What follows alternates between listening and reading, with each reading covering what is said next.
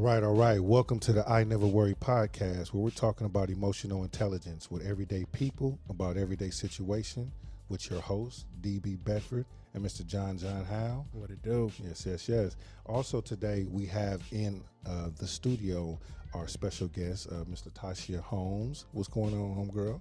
Hi, thanks for having me. All right. And my good partner, Mr. Piper. What's happening, man? What's good? All right, man. Thank you guys for coming in. We're just going to go ahead and start to slide right into the conversation. I really appreciate you guys taking the time, to come hang out with us, because it's really important what we're doing here when it comes to emotional intelligence. And we want our audience to understand that this emotional intelligence is not just this thing, right? It's not something that we made up, that it's very applicable in our everyday lives. And so I'm going to start with you, Ms. Latashia. Like, what does emotional intelligence mean to you? Well, emotional intelligence means to me that you're able to take control of your emotions and your feelings at the time of whatever situation that you may going through. With me, I always say, this too shall pass. And most importantly, emotional intelligence is what we all need. It's especially in the world and times that we're living in, to just be able to take deep breaths and say, okay, let me think about what I need to say, what I need to do, and how I need to interact with people. Because this world is crazy right now. So you definitely have to be aware of your feelings, your emotions, and your attitude. You got to take like the time to think about everything you do and say and apply it to your life in a positive way, because what you put out there is what you get back. Yeah, absolutely. I appreciate that. Pipe, what about you, dog? What does emotional intelligence mean to you? Well, I mean, I co-sign all of that, of course, and just understanding the origin of where the emotions are coming from, and knowing that the human brain is not suited for 2018. We living like it's 100,000 years ago. We Right. living like we ready to if a bear pops out, we got to be able to run. Right, the right. Emotion, the chemicals that flood our body when we see that bear in 2018, it's the same as seeing a PG&E bill. You can't, or somebody that might have disrespected you or something. You respond to it as if it's a life or death situation. Yeah. So just understanding where those chemicals are coming from, what the basis of those emotions are, and deciding whether or not to respond to them or to discard them or use them, and being able to do that, because emotions are good. As far as I'm concerned, they're Yes, sir. fuel. Yes, They sir. might be fuel to get the job done. Like when you wanted to start this podcast, you used emotions to do it. Yes, You sir. probably Yes, came sir. up with a good intellectual outline, but you're not really going to always act on that outline unless you got some emotion behind it, push you out of the bed and push you to go to the store and research and get whatever parts you need. So I look at it as fuel to either be used or discarded. And cuz like I really appreciate this, and like this is what I love about this podcast, what it is that we're doing here, because both of our guests today have two totally unique backgrounds and what got them sitting here in there, in these chairs. And I think it's important for everyone that's listening to know, as we talk to everyday people, that we're talking to two real people who have done real things and been through real things, and something that everyone can really attest to. So I think it's important to let everybody know that. Absolutely. So, once you guys take a moment to tell us a little bit about yourselves so our audience can know who's in the studio. Ladies first. Always. This is amazing. Well, my name is Latashia Holmes, and I'm a self-published author of the book Made You Look. And I actually wrote the book while I was incarcerated in prison almost 10 years ago. And emotional intelligence played a humongous part in that, because writing the book and my current situation that I was in evoked all type of emotions for me. I started off writing a book as journaling about my case, and then it turned into a book. And as I was released, emotional intelligence played a part again. I had to change the way I thought about life and the process that I was going to take to evolve in my life and the journey that I was headed forward. I had to change basically everything, all my habits that people I hung around with, even my profession. I am a nurse. I have a nursing degree, but when I committed my crime, it didn't allow me to be a nurse any longer. So I had to rethink everything that consisted of the way I lived and the life I chose to live. So, yeah, that's who I am, and that's who I am today. And today I am an author. Congratulations. So Tell us Yeah, about the I'm book. excited about that. Thank you. Yeah, tell us about, a little bit about the book. Oh, okay. Well, the book is called Made You Look, and it's about two twin sisters robbing a bank, and they're robbing banks using identity theft. And one of the sisters is heavily involved with one of the city's biggest drug dealers, and she doesn't realize that she's the side chick until she's too wrapped up into the relationship, and she's so far in it she doesn't even want to get out. So yeah, it's very interesting. It's a page turner. It's hot. um, I mean, everybody can actually relate to some parts of the book. It's something in there for everybody. Everybody done been through basically the same situation as the characters in my book, whether it being manipulated by a man, or being headstrong and want to do whatever you want, um, committing crimes, changing the way you think, just changing the terms of living in general. So yeah, the book is very interesting, and it's an exciting read, and I recommend it. Not just because I wrote it, For but sure. it is a hot book. I could dig it. Oh, and how did emotions play a part in when you putting that together? You talked about the history and transferring that energy from, being in prison and, struggling with your licensing and all that kind of stuff. How did that translate into putting it into the book? Well, to me, I love to write. So when I was actually in a county, I was journaling about my case, and it evoked every emotion that I had, emotions that I never even tapped into before. Like, some days I would feel great about writing. Some days I was like, I'm over it. Some days I was just like, no, you gotta keep going. But it made me realize that you could use those emotions and do something great with it, which I did, and it helped me to rethink about everything that I was doing. And writing a book was my outlet to get me through my time. And I don't know, but what I do know is emotions, it carry us through our day-to-day activities. So if you're not in tune with your emotions, you're not in tune with life in general. You just go day by day doing whatever. I knew when I woke up in the morning I had a book to complete. Right. And I knew I had to touch on these emotions to get it done. And that's what I did. So it actually pushed me into doing and completing this book, which I did. So yeah, it's very powerful once you tap into it. And then let's go back. So let's go back to what emotionally charged you to even get on the crime spree in the first place.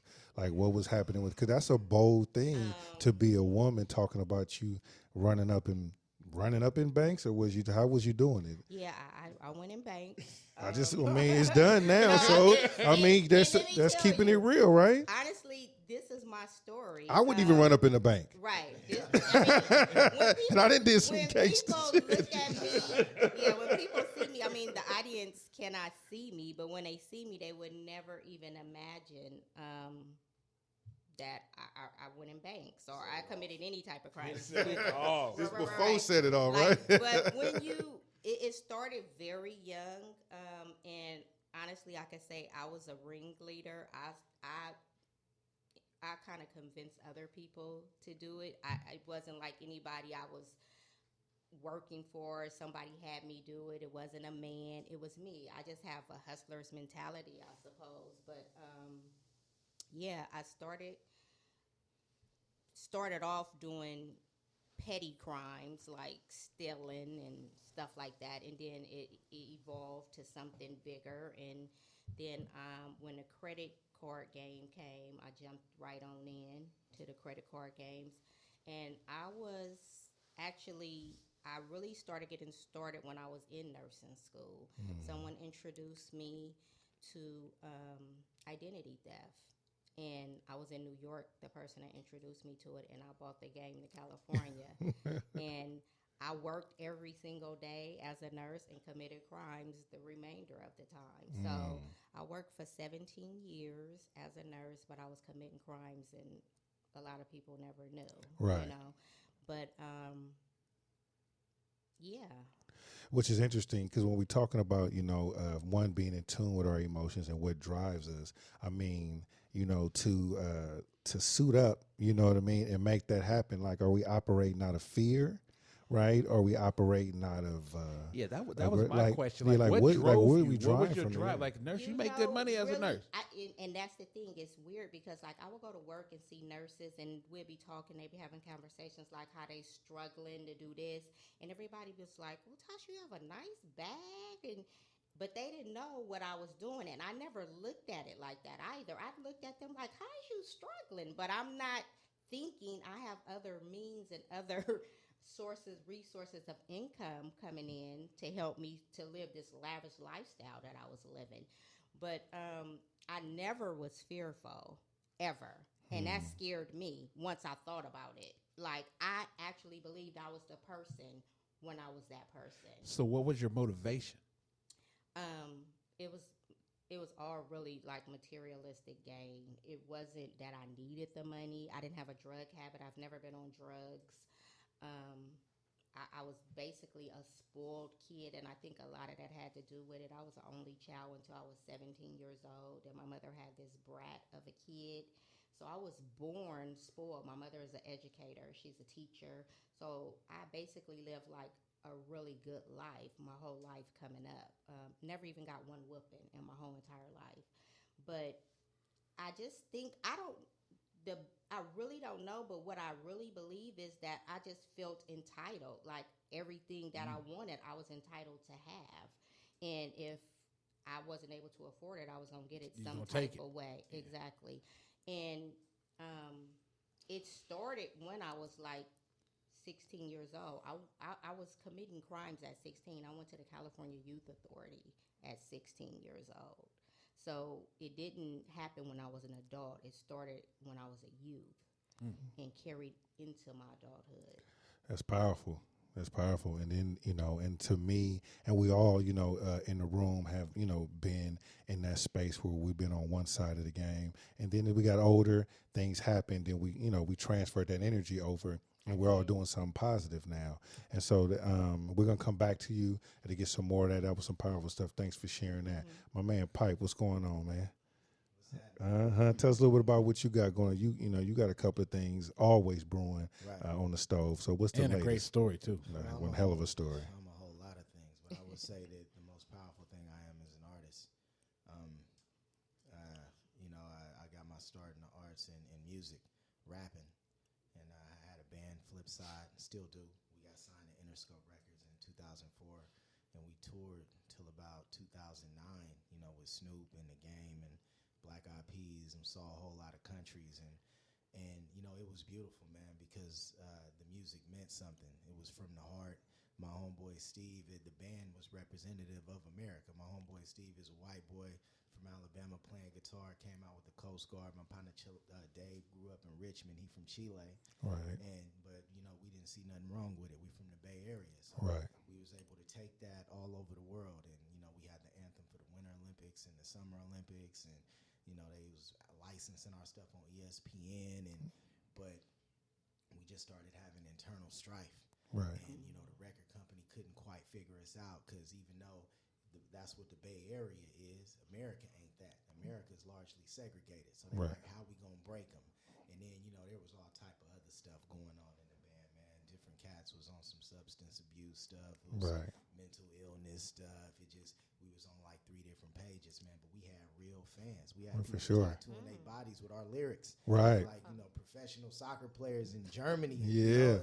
It was crazy. Yeah, man. selling Yeah. out huge arenas. Yeah. So, but the power started to slip away from us because internally we weren't strong. So we started to lose power, man. We started kind of getting pushed around by the industry a little bit, and it hurt because our music meant something at first, and then it started to not mean anything. Right. And to be on the cusp, to be on Jay Leno, Right. the day after the Rose Bowl with Right. Vince Right. Young, and then you see it slipping. And then in the midst of all that, you know, my little brother, Rick Lav, he died in a motorcycle accident. This is my Right. biggest fan. Right. You know, my homeboy Jimmy Quintero that I grew up with, he gets murdered in an armor truck heist. He's set up by his partner. You know, Right. he's a guard, armor truck guard. And then a couple years later, my brother-in-law Elijah killed himself, man. Right. So it's like, Right. you know, not only are my dreams slipping away from me, but I'm going through some real tragedy. And I had been pouring all of this hard work into music, and I saw it going nowhere, and I felt like I needed to do something real, you know, and that was just dominating my life. It's like, I got to do something that's concrete. I got to do something that's real. Yeah. Now, you know, we grew up during the crack epidemic in Oakland, man. I mean, Oakland is dangerous today, but it was 175 murders in 1992, man. That was the bloodiest year in the history of Oakland. Yes, sir. You know, so that it's like we grew up in that, but the way I survived that, moms was always had my face in these books about our history, and telling, and, you know, making sure I knew how great we were as a people, and that these dope fiends outside and this murder outside is not really what we are. So I ended up, you know, continuing that education and getting a degree in Black Studies. So that was at the base of everything I was doing, what I was writing, the way I was walking, the way I was talking. And we come back from tour, like in the midst of all this tragedy and in the midst of us losing power in the industry, we come back from tour and Oscar Grant get killed. Right. Right. So of course I'm at the protest, and I'm not a protesting type individual. You know, I've always tried to figure out what could I do right now to affect change now. Right. So I've never been one of those dudes, but I end up at the protest, man. And it's thousands of cats out there. You know, we at the Fruitvale Bar Station, all different races and people from different backgrounds, man. And I'm thinking, what do we want? Like, what are we after? What's the solution? What's the objective of this? And everybody was saying that we wanted to get rid of the bad cop, you know, Meserly, that killed Oscar Grant. And the thought hit me, bruh. The thought hit me, if we get rid of Meserly, who's going to replace him? Right. Right? And then the next thought that hit me was, if we could get rid of every bad cop in the country, and by bad cop, I mean people that don't value lives in our neighborhoods, right? Don't value black lives, ain't really tripping off us, don't know nothing about us, might be racist, might be trigger happy, might be aggressive, might be cops for the wrong reasons. If we could get rid of all of them, who's going to replace them, right? And the answer was nobody at that protest, man, including myself. Right. You know? Mm-hmm. So if none of us, this is a pivotal moment in my life, man. I'm getting chills just thinking about this right now, man. Just being there, completely dedicated to getting rid of this one dude, and then realizing that even if we did get rid of him, not much was gonna change. Right. Realizing that we could get rid of every form, every version of him in this country, and he would just be replaced by him. Mm. That was powerful for me, man. Yes, sir. I was still on some, you know, I can't be no cop though. You know, I talked to my mama. I talked to, you know, my she was my girlfriend at the time. She my wife now, and you know, I kept riding it out. And then eventually, I bumped into an old school homie that I had worked at Juvenile Hall with, Ramsey, and he was a sheriff, and he was like, "Look, man, you keep talking about this stuff. Why don't you just do it?" I said, "They ain't gonna hire me, man. I done been to jail before. You know what I'm saying? I got partners in the pen. I got family members. You know, I'm not the cleanest individual." Right. And he said, "Look," he said, you could pay your way through the academy. You could put your bread on the table, and don't worry about them hiring you. And if they kick you out of the academy, at least you did something and you tried, you know?" I was like, all right. And I went down there and I asked them how much it was. They said it was about $5,000. I had some money from music. So I put it on the table, and I figured I'm going to do this, and, you know, this is going to be my offering to the world. This is the realest thing that I could do right now. And I did it, and I ended up giving the commencement speech at the graduation. Oh, wow. And, you know, so I went in, and then After getting injured, well, talk about, yeah, you was resilient. Like, don't forget that part. Yeah. Yeah, I tore my calf. I thought it was my Achilles, but I had put it down so hard that I still graduated number 2. So it was dope, man. I went in and I got the respect, and I was able to keep the respect from my past life too, in the artist community and in the community, man. So it was a dope experience. It's like the most powerful thing that I ever did up until that point. And about a year into it, being pulled in all these different directions, because I refused to commit to any one world. You know, I'm still living in Oakland. I'm going to work. with cats that grew up on the other side of the world, as far as I'm concerned, and didn't really understand where we was coming from. But it's parts of them that I understood where they was coming from. And it's like I couldn't just move to the, move an hour away and close the chapter on the world that I grew up in, because that would have been a half truth. I wouldn't have been living my full self. So it's like I'm going back and forth between all these different worlds, and I got the whole educational side. I'm still talking to my professors on a daily, trying to get their perspective and giving them information that they never had from the ground inside of law enforcement, And man, it just got so hectic. It got to be so much that, I wrote a play. I wrote a play called Cops. It was the first play I ever wrote, and it was the first time I acted on stage. And I played a whole lot of characters, like 17, 19 characters. Dope play too, man. Yeah, dope. Cops and Robbers is one of those plays that is a must see, and I'm not just saying that because Piper's a good friend of mine. And just to bag up a little bit, if you just tuning in and listening, Piper was just going over, his path to becoming a sheriff, and if he would have started with just saying he was a sheriff, it's like you get a different perspective. But when you hear how he got to that, and also me and Pipe, not only did we grow up in Oakland, I'm from East Oakland, he's from West Oakland. We actually met in a professional arena when we both was working at juvenile hall. So we both was peace officers around the same time, working at the probation department. And, same thing there. Like, a lot of people I know when I first came off the streets and started working in probation, you become a peace officer, they give you a badge and all that kind of stuff. And I had people in the community that was lightweight, hating on me or saying little stuff, oh, DB the police now and all that kind of stuff. But then to your point, but it's interesting until they little badass kids get in trouble, right? Then when Dan is like, call my boy up there, he gonna look out for you. And it's like, that's to your point, Pipe, like if we're not going to fill those roles, we cannot complain about those that are in those roles, right? Because it's a heavy responsibility, because when we were in the inside, we're responsible. These youngsters are in there 24 hours a day. They in there fighting big cases, getting tried as an adult, people not coming to see them. They got mental health issues. They got all abandonment issues. I think when we were working there, the hall might have been 200-300 deep in kids. I mean, the visiting room never overpacked.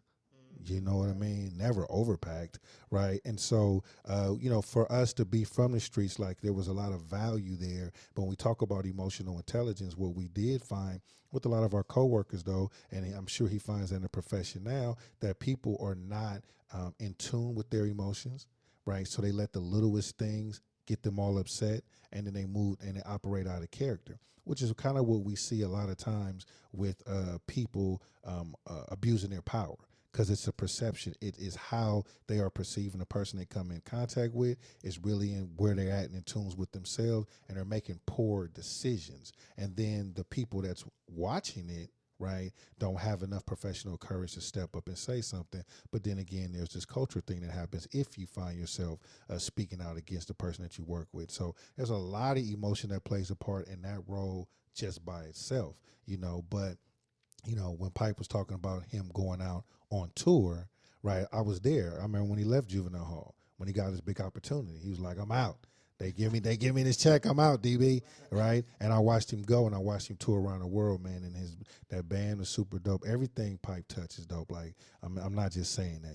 If you're listening and you're trying to figure out who this Piper guy is, just Google Cops and Robbers, Google Flipside, band. You will get a whole plethora of content that'll put in perspective for you. Pipe walked the Black Eyed Peas up to my car.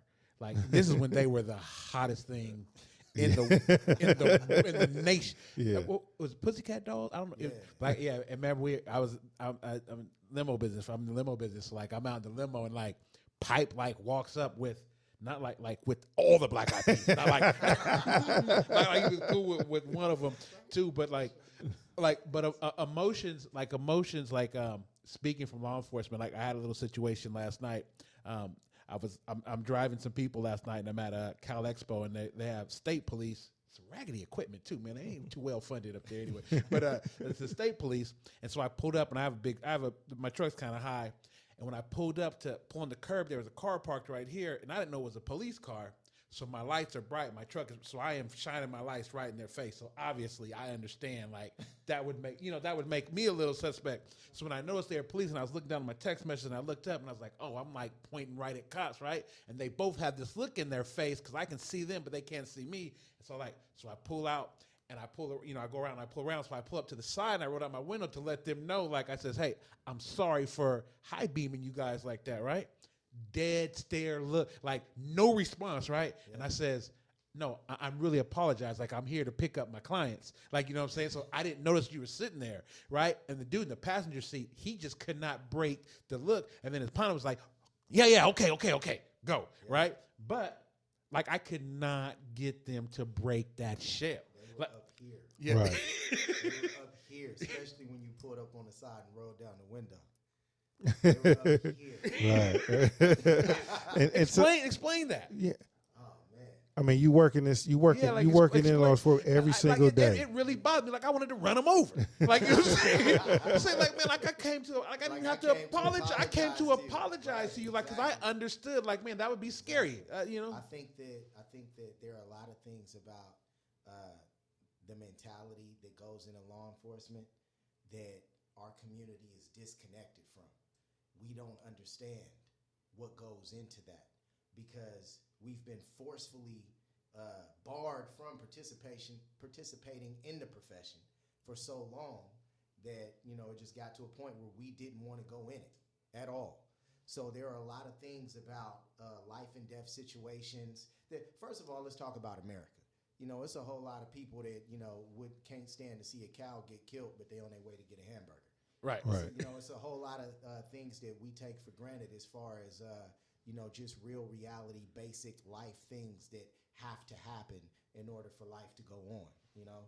And we're being disconnected from that when we see something like an animal being killed, even though we may eat meat, or we see something like a fight going on, you know, between a person that's trying to take advantage of other people and someone that's trying to stop them from doing that. A fight is always going to be ugly.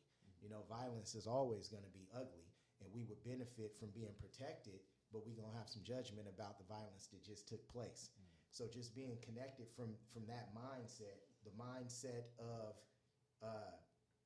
doing that within a split second, you may have to respond to either save your life or save somebody else's life. Understanding that, a lot of people don't understand that, man. That's what I'm saying. A lot of people are cut off from that. You know, so I know their mentality. They were sitting in their car. The high beams came on. They're blinded. They can't see anything. They're deciding whether or not they're going to get out the car with their guns or not at that point.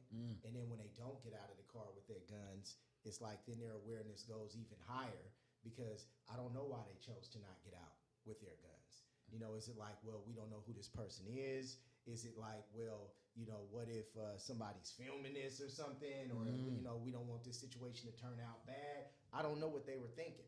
But I know when they were blinded, they knew that their ability to respond to any life and death situation is cut in half. So their capabilities were cut in half when they were blinded by the lights, right?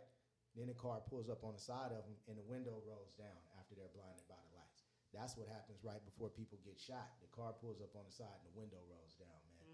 Straight up. Then as far as like you apologize. Oh, I kept a good distance. So, like I pulled right up on him. This is far, and then as far as you apologizing, this is a sad thing, man. But this is where we at, you know, in as a country, and we here for good reason. We can't excuse the fact that law enforcement has, you know, the United States government has oppressed people of color, mainly black people, since we've been here. You know, I mean, since 1619, that's gone on, and it's been legal until like the 50s and 60s in the majority of ways, and then it still remains legal in some ways. So, you know, that's there. We gotta, you know, that history needs to be addressed by the whole country, and it hasn't been. You know, it hasn't been addressed by American institutions. It hasn't really sufficiently been addressed by law enforcement itself. So until that conversation happens, we're gonna be stuck here for a while, right? But just to you know, to recognize that, then when you pull up on the side and the window rolls down after they've already been blinded, and you apologize, man, there's been situations where people drive by and they say, hey, what's up, y'all? How y'all doing? And we in uniform, and we wave back, and then they give us the finger. I mean, just little, just little silly stuff like that. And you understand where it's coming from when you understand the history, right? But how many Americans is reading history Right. after they leave school? And how many Americans is reading Black history, period? You could be extremely successful in this country and not know nothing about Black people, not know nothing about the way we've been oppressed by different institutions. You could be extremely successful, and that's not on the required list of knowledge, right? So you take the cop, and the cop is going to be to the right of the average American. He's going to be slightly more conservative than the average American. So he's going to know less than the average American knows about the ways in which Black people have been oppressed by American institutions. So when you're talking about level of understanding, you're dealing with something that's a whole lot lower than your level of understanding, and lower than the average American's level of understanding when it comes to police and Black community relations, bro. Thank you for listening to part one of our conversation with Latashia Holmes and the Piper right here on your I Never Worry podcast. We appreciate you so much. Tune back in on Wednesday. We will be discussing, amongst many things in part two, the emotional intelligence skill set of not taking things personally, even when they feel personal. Tune in Wednesday, part two, ineverworry.com, Spreaker, SoundCloud, or Google Play. Get the app.